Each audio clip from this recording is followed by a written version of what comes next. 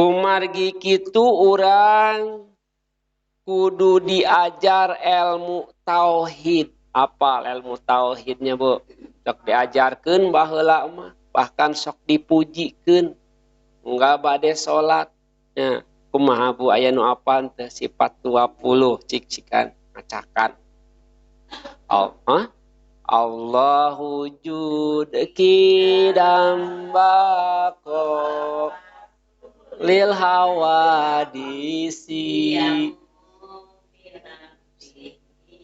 wahdaniyat kudrat irodat ras ilmu hayat sama.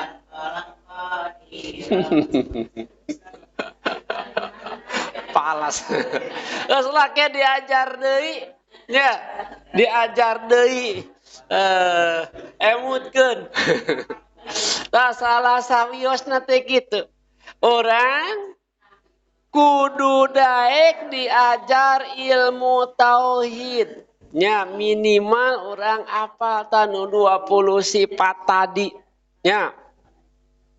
Naon tujuan anak orang diajar ilmu tauhid tadi? Sangkan bisa ngajaga, ngaraksa diri orang tina tipu muslihat setan. Itu. Salian ti urang diajar ilmu tauhid, urang kedah nebihan kana reka perdaya setan tadi. Ya. Ka Al-Qur'an, dina Al-Qur'an Allah parantos nguningakeun ka urang sadaya ngeunaan naon rupa tujuan setan jeung pagawean setan. Mangga urang tingali dawuh Allah tadi. Syaitona saestuna ari ki setan lakum pikeun aranjeun sadaya eta aduun musuh. Nya.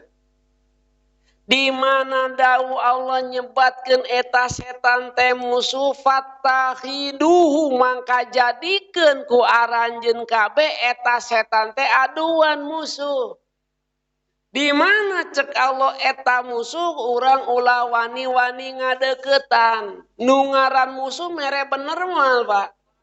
Moal pasti nu ngaran musuh mah dina mere nasehatna oge pasti goreng, pasti picilakan ke urang katingali di payun bakal kapendak kumaha nasehat setan.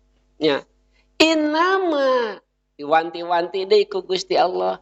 Innama saestuna perkara yad'u ngajak ari eta setan hizbahu kanu jadi pengikutna, kanu jadi babaturanana liyakunu min ashabis sa'ir, supaya jadi eta hizbah pengikut-pengikutna min ashabis sa'ir, jadi penghuni ahli neraka anu ngabebelak hurung.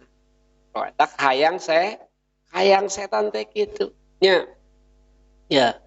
Jadi dina ieu ayat Allah ngajelaskeun tujuan setannya eta ngajak manusia kana neraka, sangkan manusia asup neraka.